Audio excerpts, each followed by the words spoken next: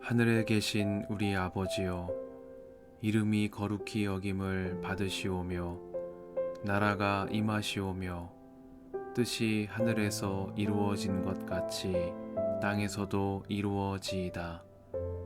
오늘 우리에게 일용할 양식을 주시옵고 우리가 우리에게 죄 지은 자를 사하여 준 것 같이 우리 죄를 사하여 주시옵고 우리를 시험에 들게 하지 마시옵고 다만 악에서 구하시옵소서. 나라와 권세와 영광이 아버지께 영원히 있사옵나이다. 아멘.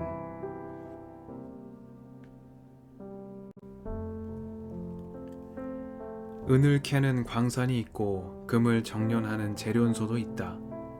철은 흙에서 캐어내며 구리는 광석을 녹여서 얻는다.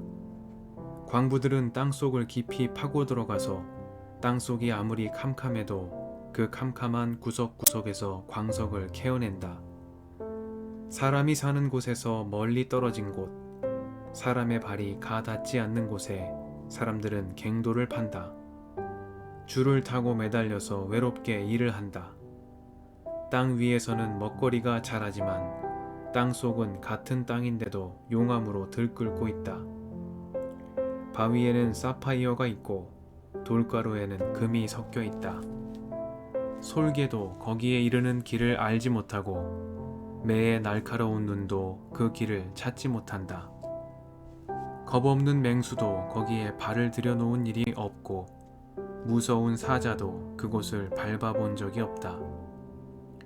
사람은 굳은 바위를 깨고 산을 그 밑뿌리까지 파들어 간다. 바위에 굴을 뚫어서 각종 진귀한 보물을 찾아낸다. 강의 근원을 찾아내고 땅에 감추어진 온갖 보화를 들추어낸다. 그러나 지혜는 어디에서 얻으며 슬기가 있는 곳은 어디인가?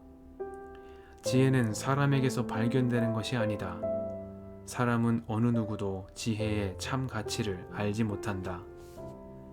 깊은 바다도 나는 지혜를 감추어 놓지 않았다 하고 말한다. 넓은 바다도 나는 지혜를 감추어 놓지 않았다 하고 말한다. 지혜는 금을 주고 살 수 없고 은으로도 그 값을 치를 수 없다. 지혜는 오빌의 금이나 값진 루비나 사파이어로도 그 값을 치를 수 없다. 지혜는 금보다 값진 것, 금잔이나 값진 유리잔보다 더 값진 것이다. 지혜의 값은 산호보다 수정보다 비싸다. 지혜를 얻는 것은 진주를 가진 것보다 값지다. 에티오피아의 토파즈로도 지혜와 비교할 수 없고 정금으로도 지혜의 값을 치를 수 없다. 그렇다면 지혜는 어디에서 오며 슬기가 있는 곳은 어디인가? 모든 생물의 눈에 숨겨져 있고 공중의 새에게도 감추어져 있다. 멸망의 구덩이와 죽음도 지혜를 두고 이르기를 지혜라는 것이 있다는 말은 다만 소문으로만 들었을 뿐이다 하고 말한다. 그러나 하나님은 지혜가 있는 곳에 이르는 길을 아신다.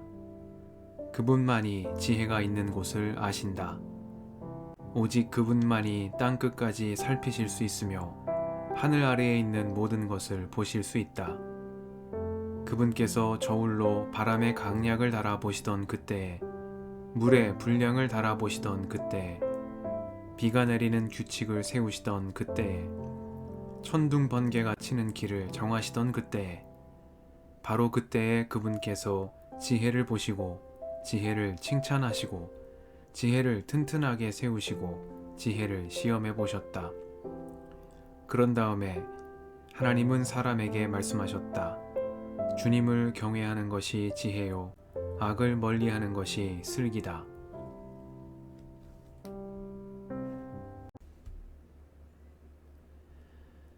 주님의 은총과 평화가 이 저녁에 여러분과 함께 하시길 빕니다.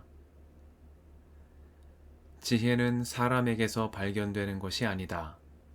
사람은 어느 누구도 지혜의 참 가치를 알지 못한다. 그러나 하나님은 지혜가 있는 곳에 이르는 길을 아신다. 그분만이 지혜가 있는 곳을 아신다.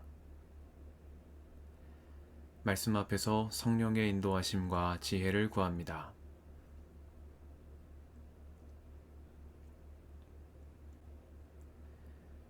욥기 28장은 앞선 27장의 세 친구에 대한 욥의 응답을 이어나갑니다.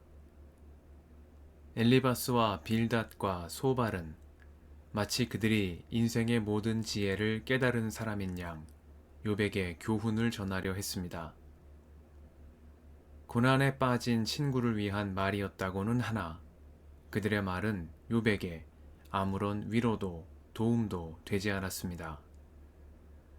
세 친구의 말은 욥을 더욱 날카롭게 만들었고 자신의 결백을 재차 확신하게 만들었을 뿐입니다. 욥은 지혜는 사람에게서 발견되는 것이 아니라고 말합니다. 성공한 자의 지혜로 자신을 내려다보며 말하는 엘리바스와 빌닷과 소발을 겨냥하여 욥은 지혜는 사람에게서 발견되는 것이 아니며 설사 그렇다 하더라도 어느 누구도 지혜의 참 가치를 알지 못한다고 말합니다.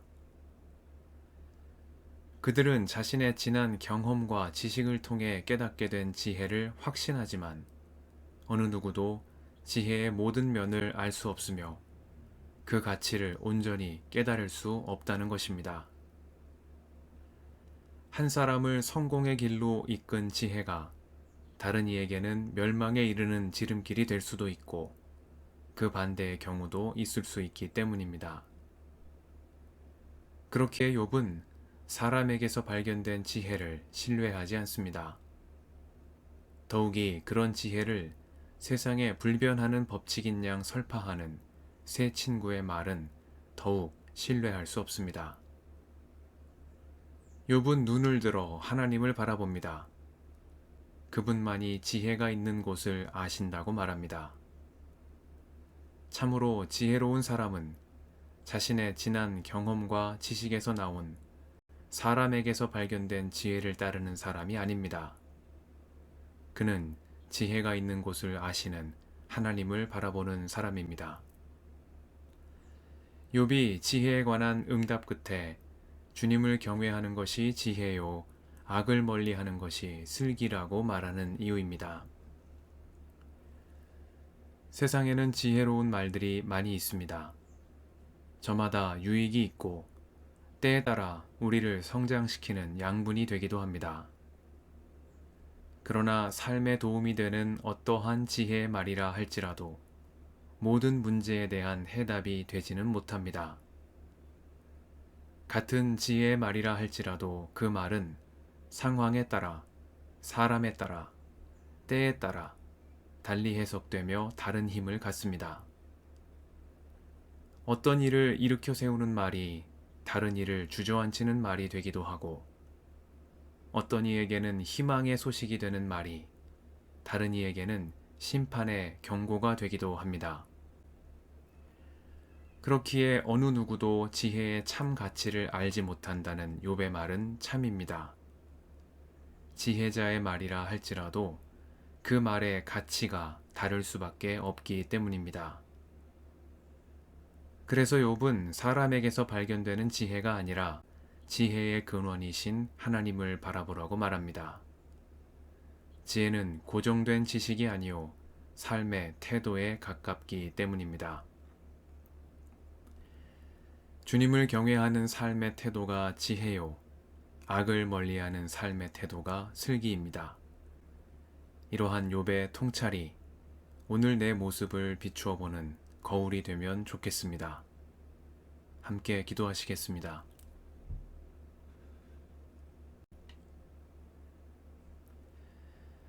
주님, 오늘도 이 저녁을 허락하시니 감사합니다. 성령의 인도하심을 따라 언제나 주님을 경외하며 악을 멀리함으로 참된 지혜자로 살아가는 저희가 되게 하옵소서. 우리의 길과 진리와 생명이신 예수님의 이름으로 기도드립니다. 아멘.